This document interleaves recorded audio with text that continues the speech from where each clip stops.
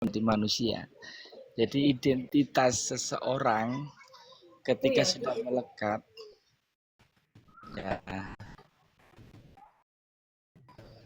identitas itu kemelekatan yang paling menonjol adalah identitas. Yang pertama nama. Betul ya Kak Rimba ya. Orang-orang yang ibaratnya itu sudah mulai melepas kemelekatan itu latihan yang pertama melepas identitas. Misalnya ya, dia menolong orang itu nggak mau disebut namanya. Ini dari siapa? Bilang aja hamba Allah misalnya. Bilang aja, pokoknya buat kamu. Itu mereka ingin melepas agar terus potensi dirinya itu ketika melepas kemelekatan itu secara tidak langsung itu potensi naik. Dia nggak bergantung kepada imbalan misalnya, tidak mengharap balasan. Itu secara tidak langsung fokus kepada suatu hal-hal yang dia lakukan itu tidak mengharap apa-apa. Jadi ketika ingin melepas kemelekatan, istilahnya yang paling cocok itu disebut ikhlas tadi. Bagaimana cara melepas kemelekatan? Ya harus ikhlas. Metodenya ikhlas bagaimana? Ya contoh sederhana adalah melepas identitas kita sebagai manusia tadi. Apa identitas manusia itu punya nama, selalu terfokus kepada nama-nama tadi, nama baik, nama pribadi, nama golongan, lepas semuanya. Bahkan nama agama ya, kalau perlu jangan sampai mengaku kamu Islam untuk menolong orang. Kamu berbuat apapun, saya pribadi lah, berbuat apapun, kan atas siapapun. Ini ya sebagai hubungan aja sudah semestinya kita melakukan apapun tanpa atribut. Ini metodenya melepas kemelekatan tadi. Nah itu dulu dari saya, silakan mungkin dari teman-teman biar ada berbagi pengalaman ya, karena baru kenal pelan-pelan. Makasih ilmunya. Iya sama-sama Kak Macan. Silakan.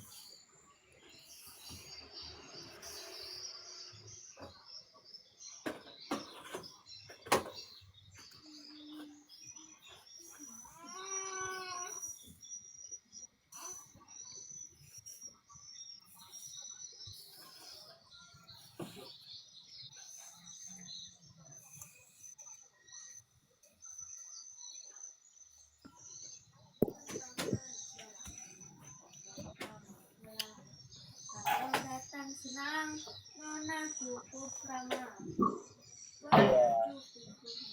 Jadi kan peristiwa atau perjalanan kita atau disebut memori itu sendiri ketika itu pada kala itu kan masuk ya suaranya ya.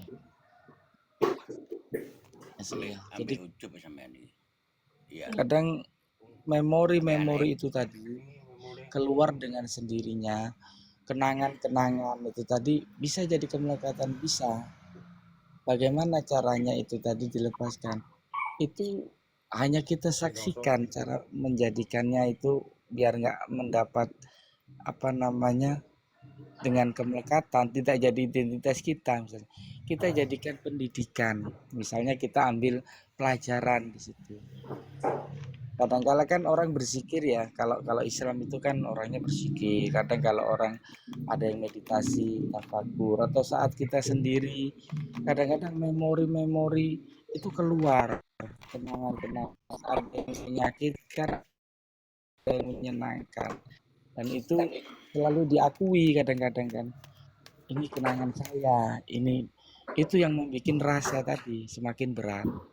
Maka ketika ada memori seperti itu yang menimbulkan rasa itu tadi melekat ke diri kita, nah itu sebenarnya penghambat untuk kita itu berkembang. Misalnya ya, saya itu ingat memori ketika gagal, ingat memori ketika sakit, kemudian sebaliknya juga kadang memori yang menyenangkan itu kan kepemilikan, seakan-akan itu kenangan saya gitu. Padahal tidak. Ketika semua itu dianggap miliknya, itu dia potensi dia itu seakan-akan harus berkelanjutan, ini ada ketersambungan nanti selanjutnya pasti gini gini gini, itu bikin berat. Tapi ada kalanya kalau di ajaran Islam misalnya ya, saya ambil pengajaran yang Muslim, itu orang Islam itu dijadikan zikir, misalnya dengan asma Allah. Ketika saya mengingat sesuatu yang tidak menyenangkan, artinya di situ ada pendidikan agar saya itu tidak mengulang perbuatan ini tadi. Nah, perbuatan-perbuatan ini tadi kalau mau dilepaskan itu disandarkannya kepada Allah tadi. Allah yang menggerakkan, atau orang menyebutnya afalnya Allah ya. Allah yang menjadikan saya itu semuanya sudah terjadi lah. Nanti konteksnya itu disebut takdir tadi. Ketika dikatakan takdir, itu bukan dirinya lagi yang memiliki, itu kehendaknya yang maha kuasa, kehendaknya yang maha mengatur, skenarionya Tuhan, atau kita hanya lelakon saja. Ini cara melepaskannya, seakan-akan dirinya ini dijadikan sebagai yang dia menjalankan cerita tadi, menjalankan saja, tapi tidak diakui karena ada yang menggerakkan. Namanya wayang kan, itu lakon saya seperti itu, ternyata kan pernah dilakonkan seperti itu. Ini hanya beda istilah saja, ditambahkan lakon gitu, kepemilikannya lama-lama akan luntur. Ketika dia mengatakan lakon, berarti kan dia ada yang menggerakkan. Nah, ini cara melepaskan kemelekatan agar tidak ada rasa sakit, tidak ada rasa yang berlebihan terlalu senang gitu. Rasa itu tadi otomatis dikembalikan. Ketika rasa dikembalikan ini netral, murni lagi. Maka ketika dia murni, eh, saripatinya itu jadi pelajaran tadi, jadi titik-titik poin yang menjelaskan lakonnya dia. Lakon itu adalah perjalanannya dirinya saat itu sampai tahap mana. Kalau dulu itu dicaci orang, saya itu tersinggung. Ya seperti itu dulu, silakan. Jadi melepaskan kemelekatan yang sifatnya memori itu tadi, kita memposisikan diri sebagai wayang. Kalau kata wayang itu kan ada yang menggerakkan gitulah Bang Geget ya. Ada Sederhananya yang gitu. mengerjakan kita, ada yang sudah Ah, menentukan langkah kita. Pasrah diri, berserah diri, gitu nggih. nggih, kayak nggak ada lagi pilihan. Jadi jangan sampai ada penyesalan istilah di situ. Iya. Itu sudah Ya terjadi, semuanya nggak ada. ya harus kita terima kayak gitu, mau gimana lagi. Ya, intinya di situ. Sehingga kemelekatan tadi tidak mengganjal untuk tahap selanjutnya sampai ke titik nol Tidak ya. bisa kita perjuangkan lagi, tidak bisa kita harapkan lagi ya. Iya, diibaratkan setiap hari kita jadi Ya ibaratnya apa yang satu kenangan apa yang ada dalam otak memang yang seperti yang dibilang Cak Man tadi kan memang kadang satu muncul kenangan pahit manis itu kan ya kadang muncul namanya kita kan memang manusia biasa masih ada rasa benci seneng tempatnya kita kan nggak gitu ya harus berusaha itulah intinya enggak kan tidak berusaha kita mendapatkan hasil dengan cara yang dibilang Bapak Cak Man tadi ya, maksudnya jangan jadi penghambat gitu. iya betul Jadi setiap hari itu kita mulai dari nol setiap saat kalau bisa ya. Setiap ada jadi tidak fokus ke masalah ini, tapi fokus ke yang ke depan, yang saat ini. Saat ini jalan itu. Dan kita berangan-angan nanti yang akan datang itu nggak perlu diangan-angan, tapi saat ini jalan yang akan datang itu tergantung apa. Masa lalu itu bukan dilepas, itu melepaskan harapannya itu caranya ya sederhana kita memahami itu semua. Jadi cari pastinya pelajaran semua, pengalaman itu dulu. Kalau kita mau memahami tadi nanti, kalau pas masa lalu itu guru sejati, perjalanannya sudah terjadi semua itu.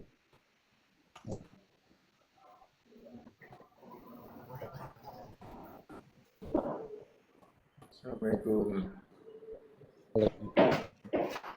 Silakan dulu.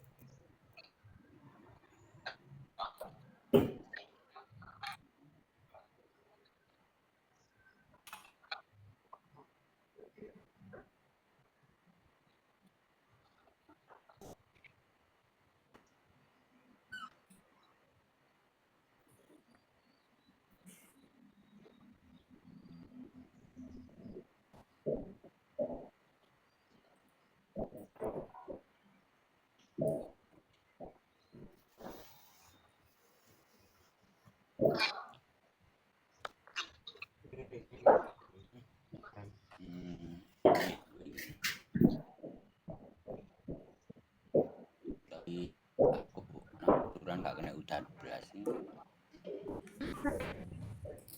Nanti lagi gawe roti no. Dan udah netuk nang berkene jalan.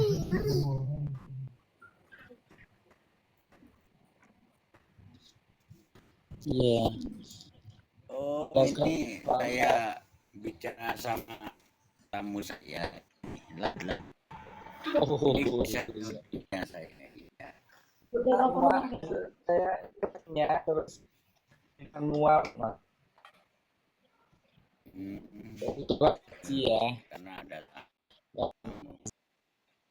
Dan kita itu memberi jawaban sesuai dengan pertengahan kita. Saya itu pernah juga membagi. Artinya dia sudah mengambil nilai atau poin dari pertemuan dia. Itu kebaikan dan keburukan itu sudah nggak ada kalau sudah dapat poin nilai tadi. ini Adanya mau turun dulu ya. Turun dulu dan teman saya masih ada ya, jadi saya mohon maaf. Assalamualaikum warahmatullahi wabarakatuh.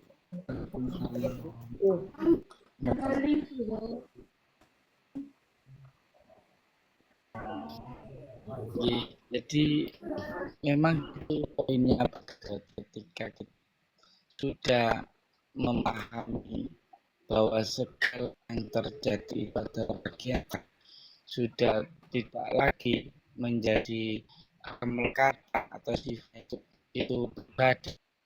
Dia sudah mendapatkan bahwa perjalanan dia itu sudah diagnikan ketika perjalanan masa lalu tadi itu ditafakuri, evaluasi diri, muhasabah diri dan sebagainya, kemudian dimulaikan sehingga melestari tadi nilai-nilai tadi, nilai bukan tadi bisa dijadikan pelajaran.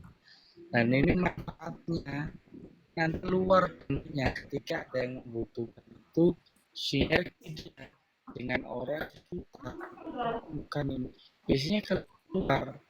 Jadi petunjuk saya dari jalan petunjuk Allah itu orang yang membutuhkan pada mendapatkan ini dibutuhkan sama orang itu keluar orang tersebut pas gitu.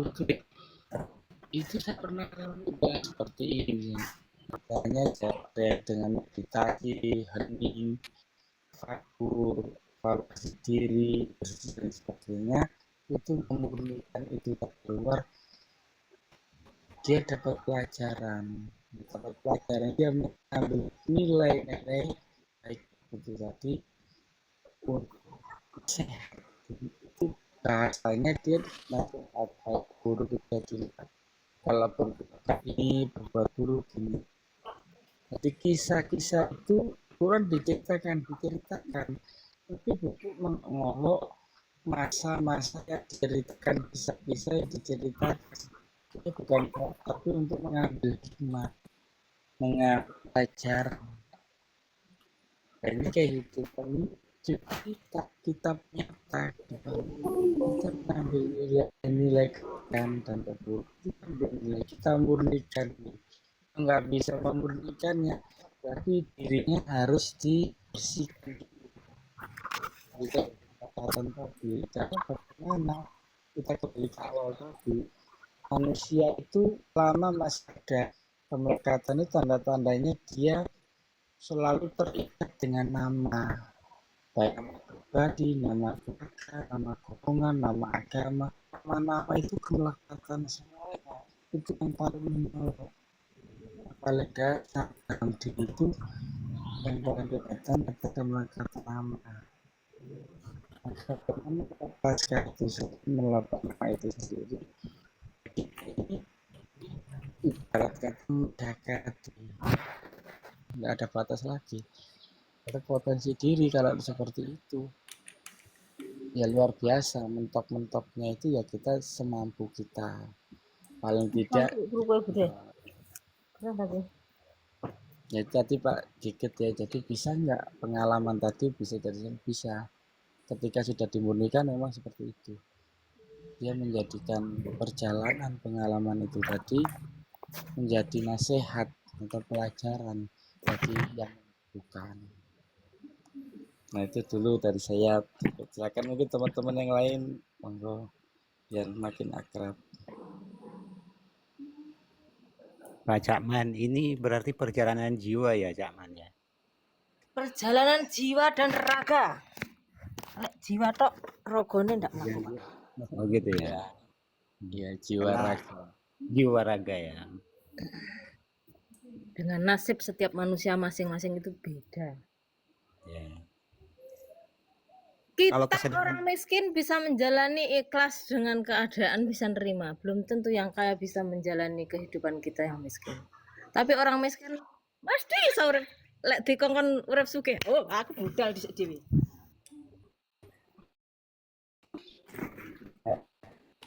berarti kan penerimaan diri, sejauh manusia itu mampu menerima Iya. penerimaan dirinya besar, artinya dia bisa menerima sesuatu apapun yang disajikan di alam semesta.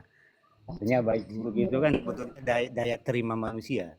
Iya, Ketika betul. manusia itu mampu menerima hal-hal yang buruk, maka sebetulnya tidak ada yang buruk karena penerimaannya ada. Tetapi Iya. ketika itu tidak bisa ditampung dalam bentuk penerimaan, maka yang buruk pun akan menjadi satu keburukan baginya. Nah, Protes lah akhirnya sini mek protes dan yang urutan ngono. berarti kan daya tampung manusianya yang dilihat, maksud penerimaan diri itu yang dilihat.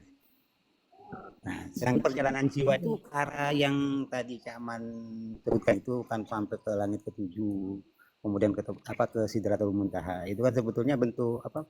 Perjalanan jiwa. Perjalanan kita itu ya.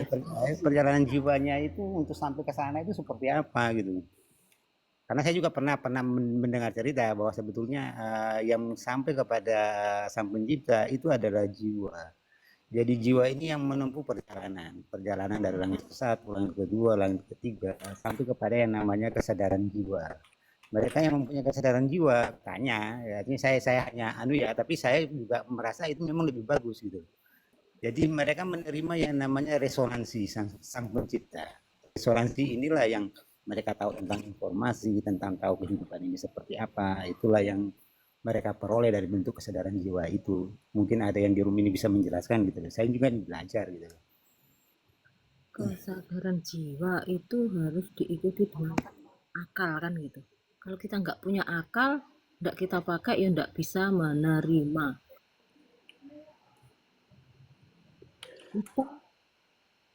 Iya, dan okol juga.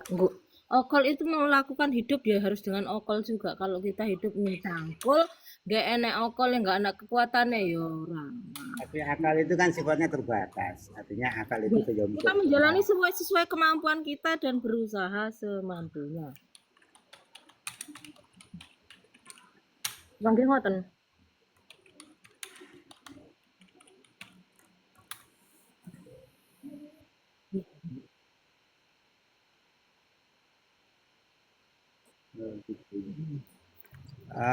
Saya ini hanya pengen menanyakan tentang ya kesadaran jiwa itu aja gitu. Jadi orang-orang yang sampai kepadanya itu sebetulnya mereka yang punya kesadaran jiwa. Saya ingin menanyakan kesadaran jiwa itu ya seperti apa gitu.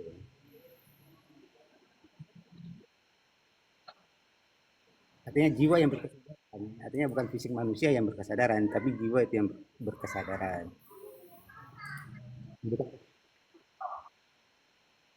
Belum tahu jawaban, makanya saya cari cari jawaban. Nah, Ini Pak.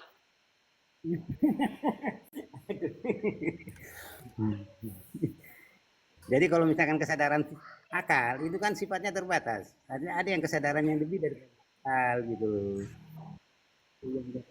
Ya,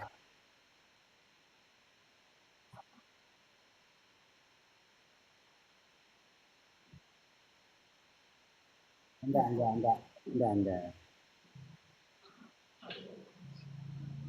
Iya, jadi jawaban saya kan seakan-akan menerawang ya, karena kita juga nggak tahu perjalanan jiwa yang dialami Pak siapa namanya Pak Ahmad V. Ahmad ini juga setiap orang itu mempunyai perjalanan, maka jawaban kesadaran itu sendiri bergantung kepada kedudukan sampai mana dia perjalanannya sendiri. Jadi kesadaran itu tidak bisa didoktrin, tidak bisa disamakan, maka hanya memberikan sebuah nasihat. Nasihat itu adalah nilai-nilai dari setiap kejadian, baik negatif atau positif, itu ketika diambil nilainya jadi nasihat. Nasihat ini jadi pelajaran. Dan di antara pelajaran inilah yang disebut dengan kesadaran tadi. Selama Anda bisa mengambil poin-poin pelajaran itu sendiri, itulah kesadaran.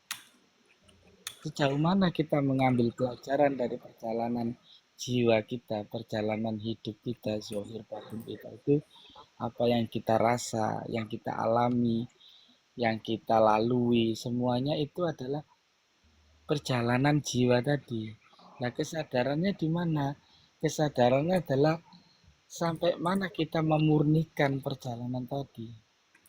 Sampai mana kita memperoleh nilai-nilai poin dari apa yang sudah dilalui tadi, yang sudah dijadikan sebuah penyaksian atau sebuah cerita atau sebuah lakon tadi, itu ketika disadari dia akan mendapatkan nilai tadi.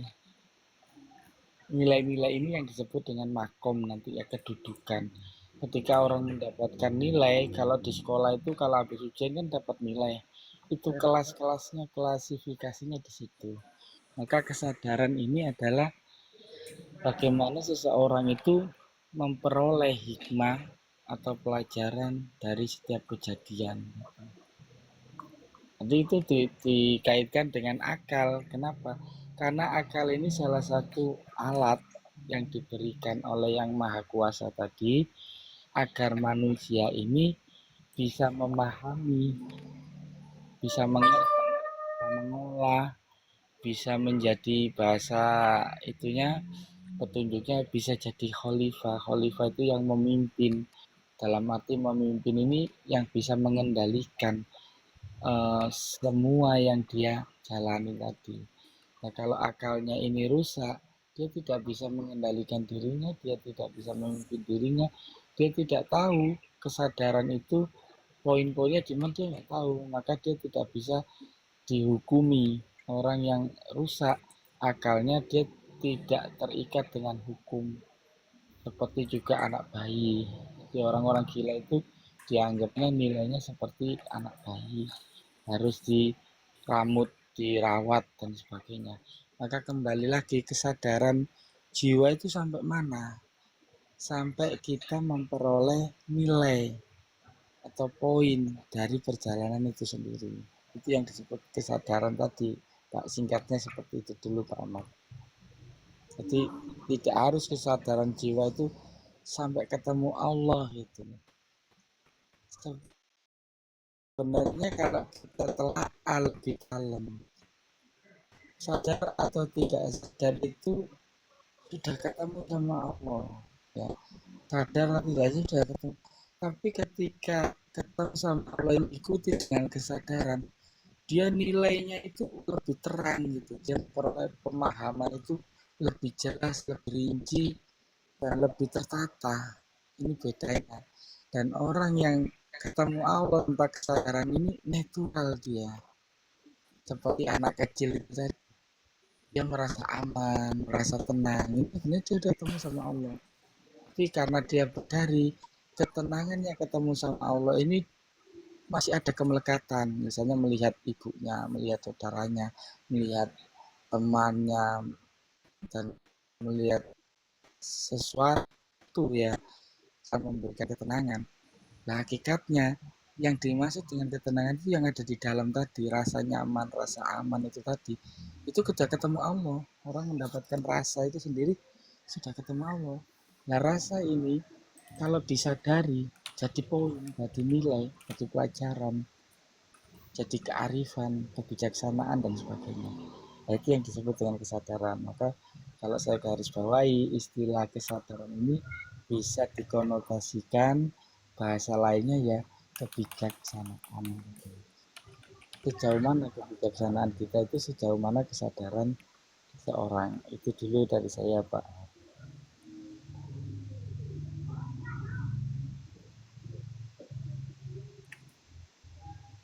Gimana, Pak? Oh ya, terima kasih penjelasannya Pak. Ya saya sih sepakat. Memang selama ini juga kalau saya sadari, artinya selama ini ya memang Kesadaran.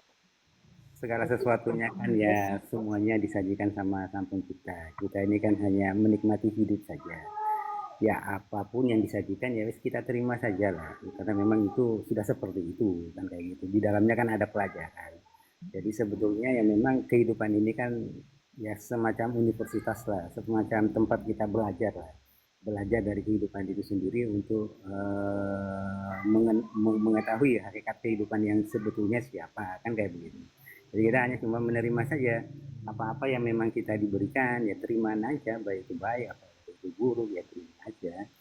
Karena buruk dan baik itu kan hanya ada di dalam pikiran kita saja, makanya kita bisa menilai oh ini baik, ini buruk. Tapi sejatinya itu bentuk pelajaran yang Tuhan berikan kepada kita. Nah, saya sih ya sejauh ini ya memang selama ini seperti itu. Jadi tidak anulah terus terima apa adanya dengan sukacita. Saya Pak. Aku setuju Pak Pian ya. Jadi orang itu rugi banget ya. Dunia ini udah ndak menikmati, udah itu masuk pula neraka kan. Wah, double 2 kali. Jadi memang kesempatan kita diberikan kehidupan ini untuk kita nikmati kuasanya Tuhan tuh. Betul. Yang namanya rahmatan. Beneran. Hmm. Jadi sebetulnya nikmat yang terbesar dalam hidup itu ya kehidupan itu sendiri. Kita diberi hidup itu sudah luar biasa, Pak. Artinya nikmat Allah yang berikan itu ya Iya. kehidupan itu sendiri. Kita harusnya bersyukur luar biasa. Karena dengan kita diberi kehidupan kita bisa menikmati banyak hal. Tapi ya saya belum diberi istri nih, Pak Gitu De. ya.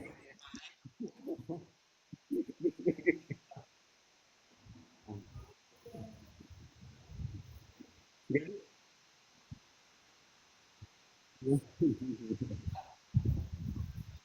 Osnya belum nikah ini.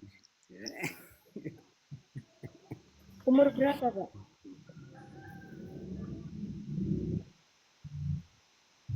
Hmm. 32.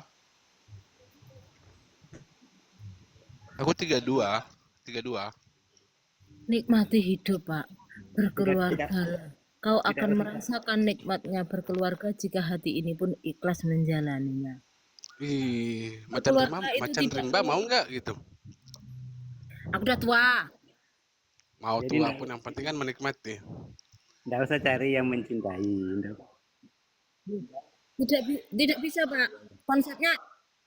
Konsepnya Jadi enggak bisa itu. Kembalikan ke Jangan cari yang kembalikan mencintai. ke dulu. enggak usah Cinta. mencari.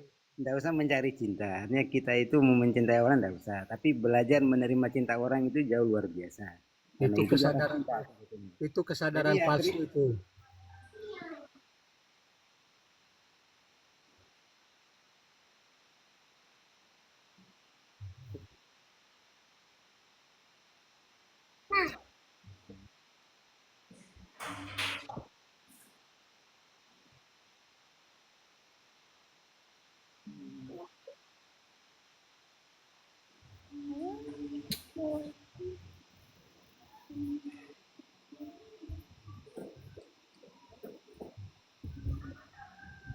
Iya, jadi kalau kita mau nasihat ya ini pelajaran dalam arti nasihat itu untuk diri sendiri dan untuk yang membutuhkan kan tadi sudah kita bahas ya inti dari nasihat itu adalah poin atau nilai-nilai yang diperoleh di dalam kesadaran itu sendiri.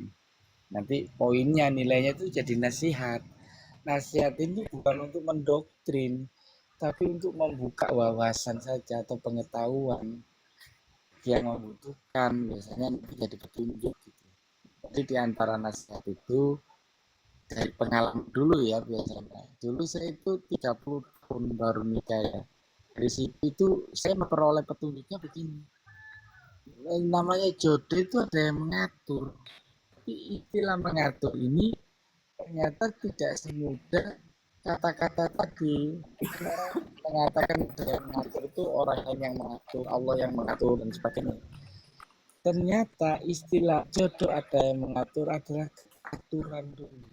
Harus punya manajemen, kita harus punya untuk hidup. Itu nanti seperti namanya jodoh itu sendiri. Ada yang mengatur betul memang. Misalnya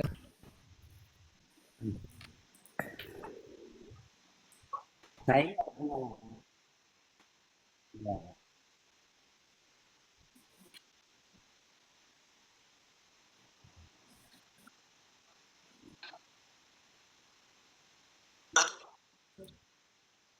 Tuhan.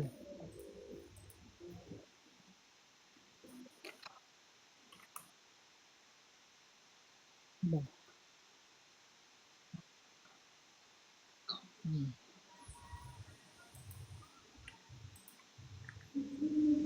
Nunggu digerebek dulu.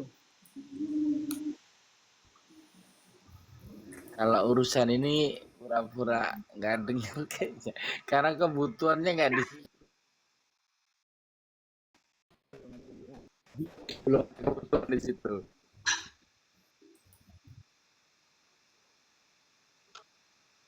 Nggak maha guru. kan, saya mau nanya ini jangan. Ini kan pernah satu kejadian. Ya, saya ini pernah ada fase saya tidak mampu mengendalikan akal pikiran saya. Artinya saya itu seperti ditarik sebuah energi, maksudnya gerak itu sudah tidak mampu untuk fix anak sehat. Itu Pernah aku juga. itu apa namanya? Maksudnya saya itu kurang. Akal itu sudah tidak mau. Itu Pak Mat ya. Iya, betul juga. Jadi saya memang pernah sampai ke titik itu, kemudian memang akal saya tidak bisa berfungsi. Artinya saya hanya punya memori ingatan, tetapi akal itu saya tidak bisa gunakan untuk beraktivitas. Saya mesti begini, saya mesti begitu, saya bisa begini, tidak bisa. Dan Jadi Anda sudah bangkit apa belum? Apa masih dalam fase itu? oh sudah, saya sudah melewatinya. Oh, Kalau berarti sampai tadi tujuannya untuk jadi mengasih. tapi terus terang saya juga mendapatkan hikmah yang luar biasa. Artinya setelah benar-benar saya pun coba apa namanya membaca Al-Quran misalkan gitu ya. Satu ayat ternyata saya tidak mampu untuk membaca ayat Al-Quran. Ternyata Al-Quran itu bahasa kalbu. Jadi memang ketika engkau membacanya bahkan hatimu tersayat-sayat karena memang itu tidak bisa kamu bacakan. Itu firman Tuhan benar-benar luar biasa. Jadi itu hikmah yang saya peroleh memang. Jadi seayat pun tidak mungkin kita nampung di dalam kalbu kita. Apalagi mau satu Quran. Nah, itu mungkin hikmah yang saya bisa peroleh. Gitu.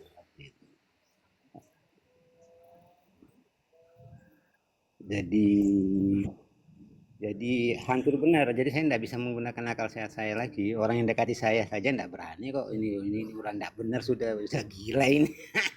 Ini tunggu pertanyaan dari saya sekarang. Dan Anda bisa bangkit itu gimana dulunya? Oh, saya kan karena masih ada orang tua ya mungkin cinta kasih mereka lah yang membuat saya. Itu berarti dari Bapak itu tadi Ya, Pak Cakman tadi kan udah dijawab juga mereka dengan akhirnya interaksi dengan apa perlahan move on akhirnya saya coba belajar kembali mengingat kembali.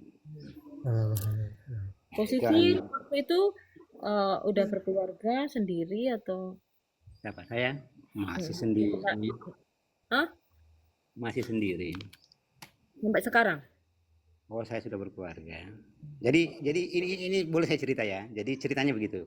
Jadi kemudian karena saya ada saudara juga yang ikut tarekat ketika itu ya. Jadi saya ketika itu sudah lost control, saya melakukan perjalanan di luar kendali saya walaupun saya naik sepeda motor itu sudah tidak bukan saya lagi yang menjalankan. Jadi saya digerakkan oleh sesuatu yang saya sendiri tidak bisa mengerti, tetapi dia menggerakkan seluruh tubuh saya sampai saya mencapai tujuan saya ke rumahnya saudara saya. Nah, kebetulan saudara saya juga ini kan hadirannya kan tarekat. Nah, ketika itu saya itu mencoba memasuki wilayah itu. Nah, saya merasa nyaman ketika itu. Nah, ketika itu saya coba masuk, kemudian mengikuti yang namanya tarekat untuk beberapa lama. Merasa benar di dalam itu adalah kayak seperti sudut tempat saya. Saya hampir melepaskan semua. Nah, itu dulu mungkin dari saya. Silakan teman-teman yang lain.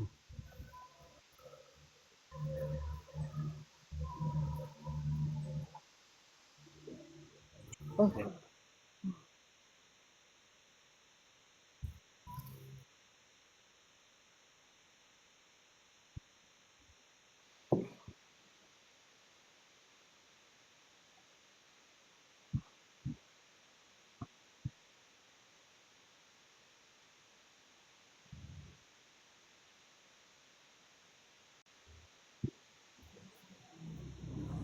ya, terima kasih. Ya, memang betul ya.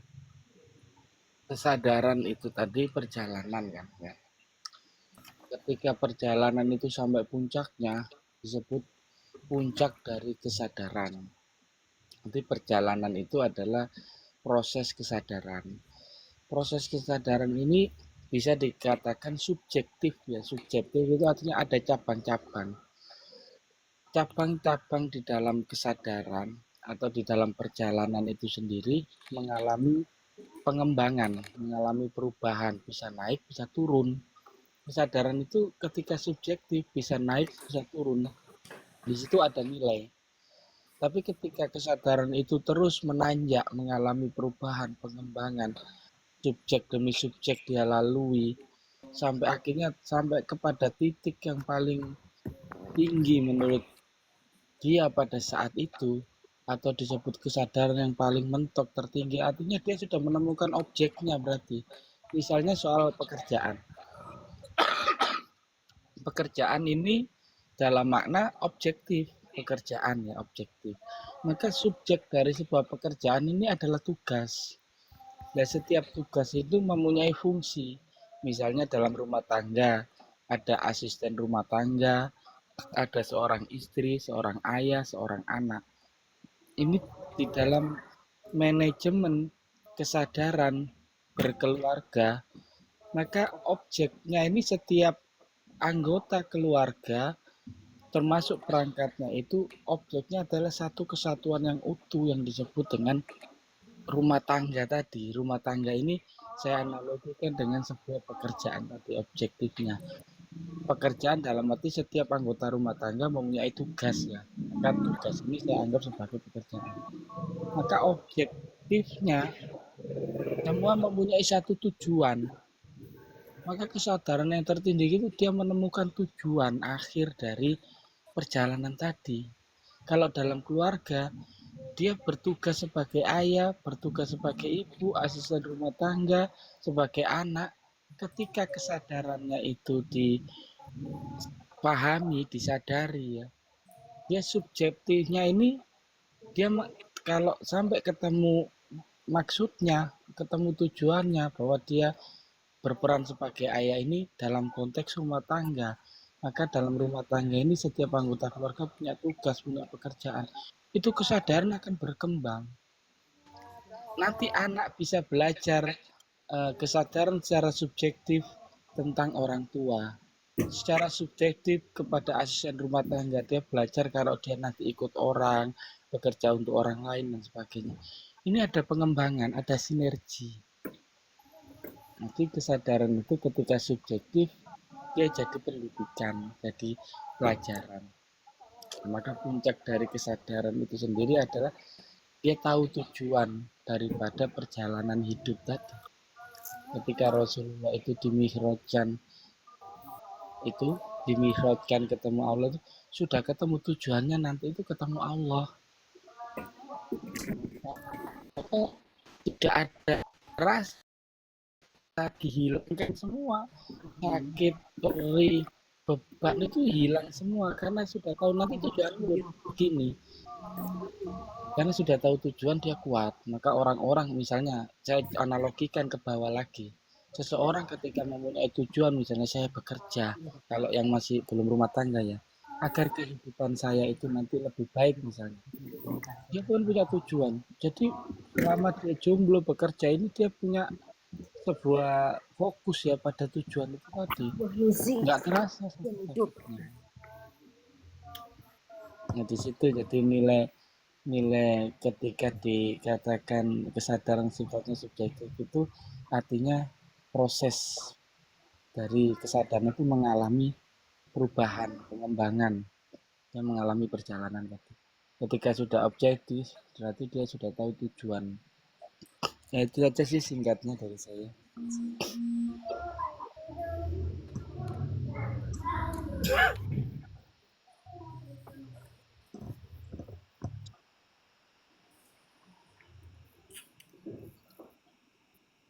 Seru sekali.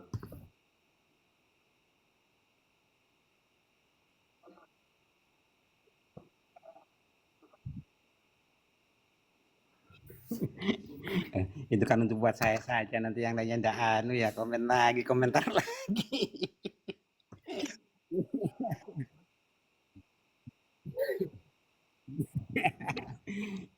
Sama Bang Met. Jadi sebetulnya begini, saya juga edukasi diri, artinya saya juga belajar, kan kayak begitu. Artinya kalau memang dia merasa bahwasanya kita mengobjekkan sesuatu, karena itulah kamu apa jiwamu itu masih anu belum kuat ya saya maklumi kalau memang misalkan hal seperti itu. Karena memang ketika kita masuk ke dalam tarekat itu kan kita bermursyid, kemudian kita itu kan menghadirkan mursyid. Mungkin seperti itu. Tapi ketika saya masuk ke situ kan dalam arti saya itu tidak sadar, artinya saya itu secara akal sehat sudah tidak mampu untuk berpikir sehat. Jadi saya hanya digerakkan oleh sesuatu yang memang saya harus masuk ke situ. Intinya begitu. Jadi bukan lagi saya harus mempertimbangkan dengan akal sehat saya dan menjalani saja seperti itu. Tapi dari versi-versinya cerita dari Caman ya sangat bagus gitu. Jadi memang hidup itu ya kalau kita mau belajar dari apa yang kita lihat di sekitar kita, kita bisa mendapatkan hikmah yang banyak. Jadi yang ada alam di sekitar kita ini kan sebetulnya mengajari manusia untuk mengetahui hakikat yang sebenarnya, bahwasanya ya Allah itulah yang punya segala sesuatunya. Jadi mungkin kalau kita melihat, kalau kita kurang bermanfaat bagi orang lain ya bisa saja kita melihat pohon, misalkan pohon mangga itu dia bisa menghasilkan banyak sekali mangga, tetapi dia tidak pernah menikmati apa yang itu disebut dengan mangga. Yang menikmati adalah orang lain. Nah, kita tidak pernah memposisikan diri kita seperti itu. Padahal di situ juga ada hikmah pelajaran. Bahasanya Tuhan itu mengajari kita dengan melihat alam sekitar kita. Ternyata makhluk ini pun dia tidak ada kemelekatan apapun di dalam anunya.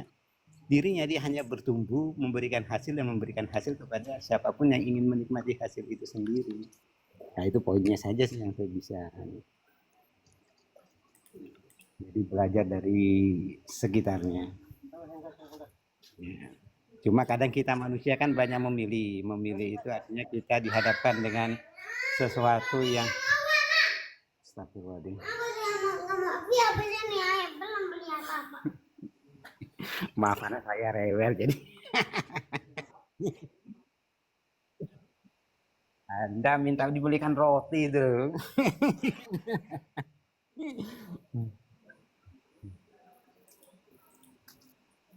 Jadi kalau saya dengan Caman ya saya anu lah sepakat lah gitu kan. Tidak ada yang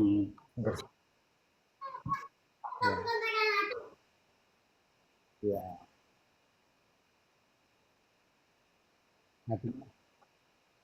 Jadi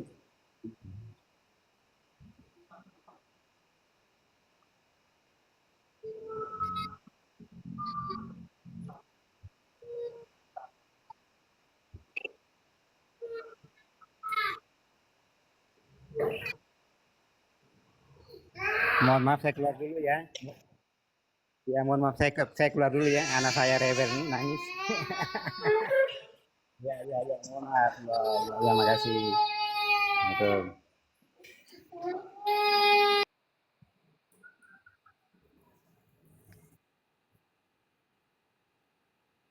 Harusnya lagi jeda, nanti tahu-tahu nanti kita terlempar semua ini. Bertanya itu, apa yang harus dipersiapkan dalam menghadapi pernikahan wanita dan pria ini? Dedek Bro ini bertanya, orangnya ada apa tidak bertanya, nanti orangnya ndak ada.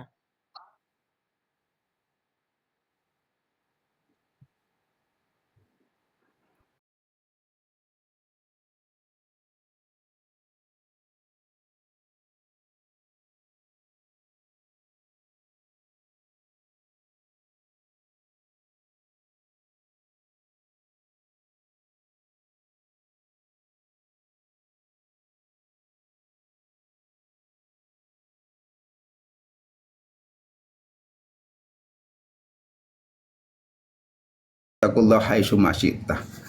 Haitsuma syi'tum, maka takutlah engkau kepada Allah, mengerjakan semua perintah Allah haitsuma syi'tum, semampu kamu.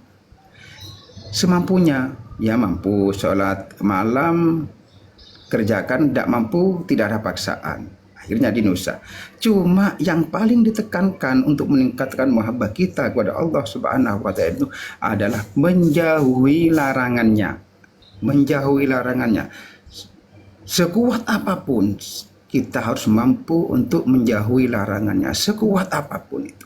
Karena menjauhi larangan itu adalah sebuah pemaksaan bagi kita. Paksaan lah. Diri kita sendiri bukan dipaksa oleh Allah. Kita harus memaksakan diri untuk menjauhi larangan-larangan Allah. Itu yang tersulit. Kalau hanya menjalani perintahnya, paling perintah wajib ya, seperti sholat, yang rukun-rukun Islam lah. Yang itu.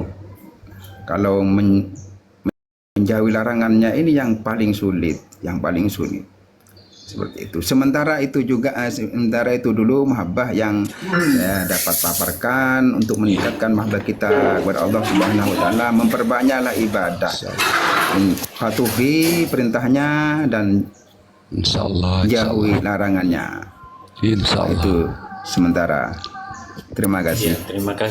Terima kasih Pak siapa ya? Pak Putra. Putra ya. Sekarang pertanyaannya saya ke Pak Putra. Ini pertanyaan yang paling ringan. Kalau minuman itu, ya, kalau Allah memerintahkan kita minum miras, perintah Allah untuk minum miras, kira-kira Anda laksanakan tidak?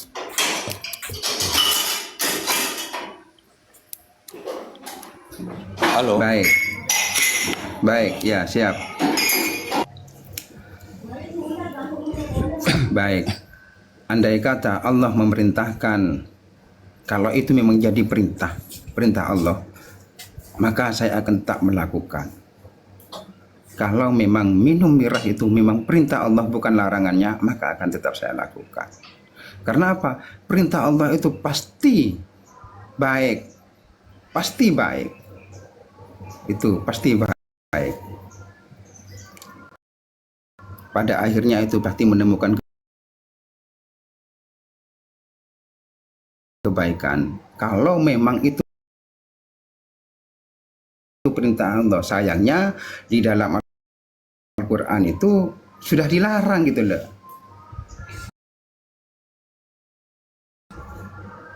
Innamal khamru wal maisir rijsum min amali syaiton. Masa kita harus tunduk kepada syaitan? Karena perjudian, homer itu rijsun min amali syaitan. Begitu. Sehingga kami berusaha semampu kami dan sangat-sangat untuk berusaha untuk tidak mendekatkan diri kepada minuman tersebut. Terima kasih. Bang Putra, itu yang disampaikan semua alhamdulillah itu sesuai dengan makna dari kalam Allah yang abang sampaikan. Betul, agar menjadi bertakwa, ati Allah, ati Rasul, itu kan menuju ke mahabbah. Coba lebih ke dalam lagi, apa iktibar ini dari kalam Allah ini, apa yang tersirat ya Allah Mohon beri petunjuk ya Allah. Apa maknanya itu mahabbah? Coba lanjutkan lagi Bang Putra. Terus kaji lagi. Itulah makna ikra. Nah, lanjut. Itu kan baru makna dari firman Allah dalam, karena turun di Arab ya, dalam bahasa Arab kan. Nah, itu baru makna. Lalu apa ya itiban, apa yang tersirat? Silakan. Kan menuju Apa takwa yang tadi. Silakan. apa yang disampaikan Bang Putra itu kitabullah, belum kalamullah. Itulah. Karena tidak duduk Itu maksudnya nanti yang tersirat itu kesana. kitabullah. Nanti mohon petunjuk, lalu nanti datanglah kalam itu ke kolbu. Datang, ini maksudnya, ini maksudnya, ini maksudnya.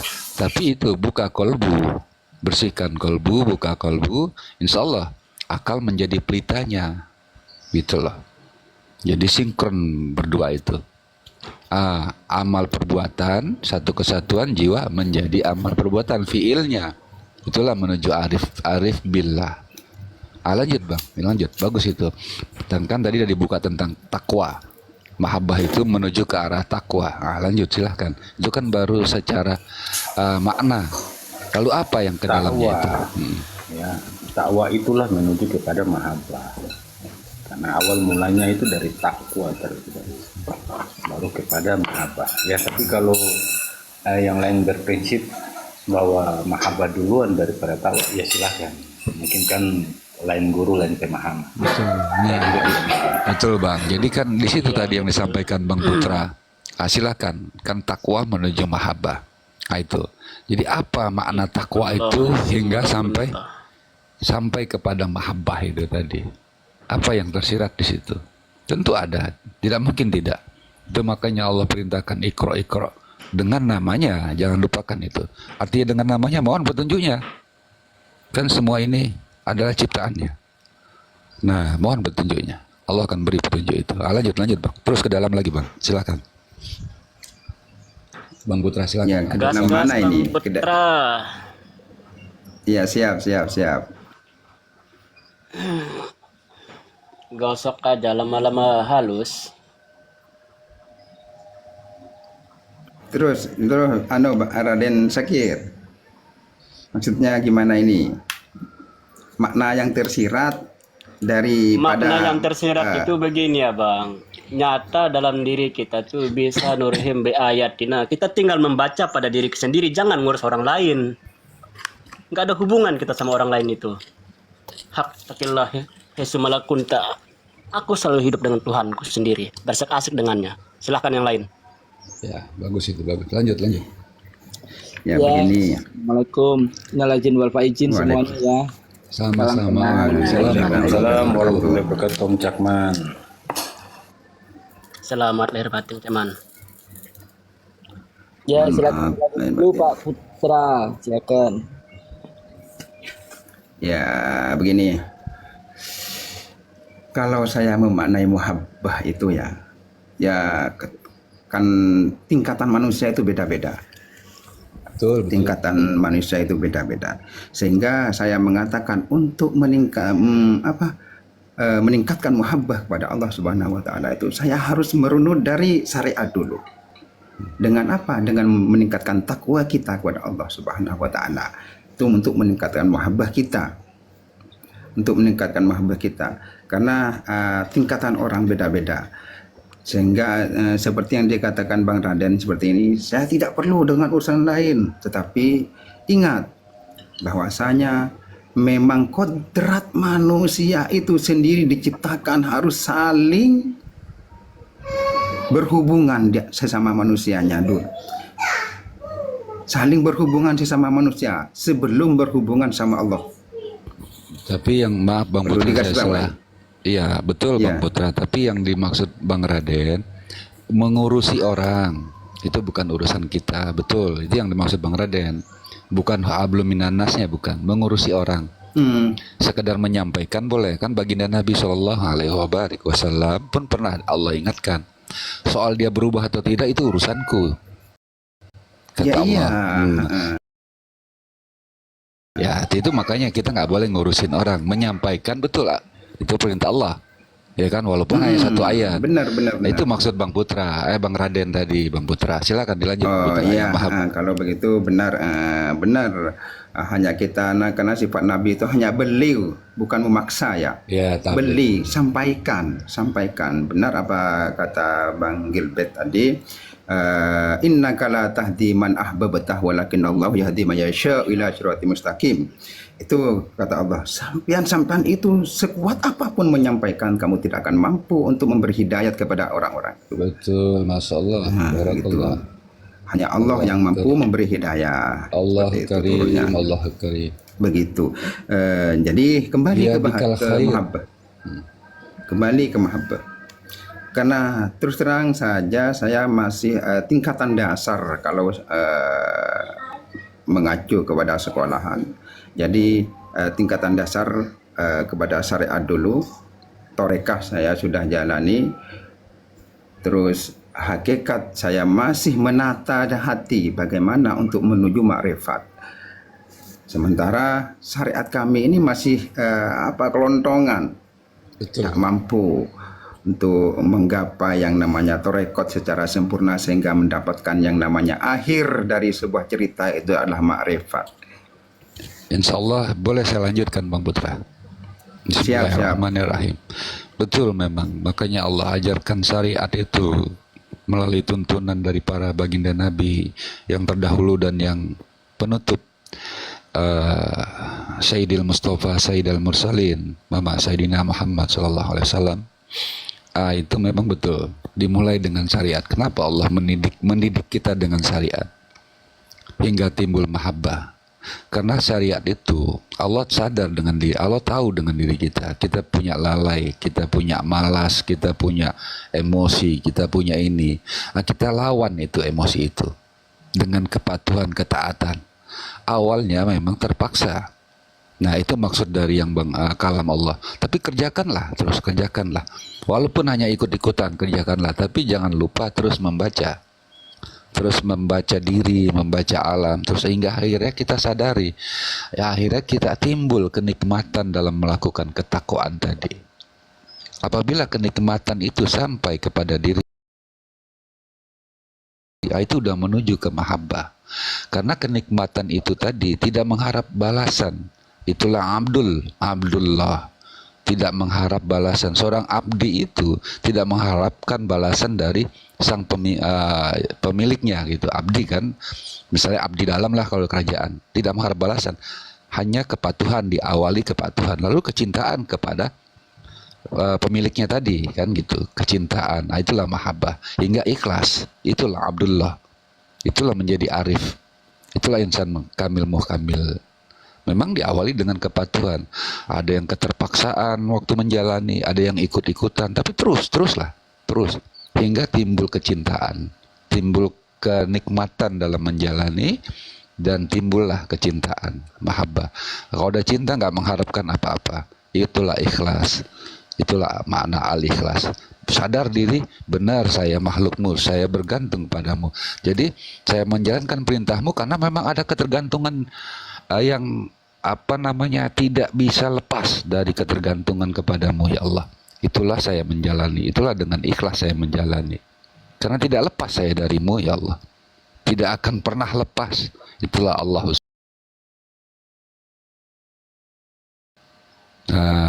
Karena udah tanam ke dalam diri, tidak akan lepas dari ketergantungan kepadamu wahai Allah. Itulah walam yakullahu kufan. Betul Allah insyaallah. Terima kasih Bang Pradi ya, Bang Peramal. Perampok Brekele. Oh, perampok Brekele. Waalaikumsalam Begini. warahmatullahi wabarakatuh, Dedek Bro. Ya, salam. Ada sepatah kata dari Syekh Junaid begini. Bang Dadi. Kaza bemangkolah anta uhibbuni. Ini hadits qudsi ya. Ya. Idza janal lail na matarikuni. Itu kata Allah. Itu kata Syekh Junaid. Berbohonglah orang yang berkata orang cinta kepada saya. Namun ketika malam sudah mulai gelap, dia tidur meninggalkan aku. Itulah bentuk-bentuk syariat yang disyariatkan Allah kepada kita. Bentuk-bentuk syariat. Jadi kalau malam itu supaya ingat Allah, supaya kita ini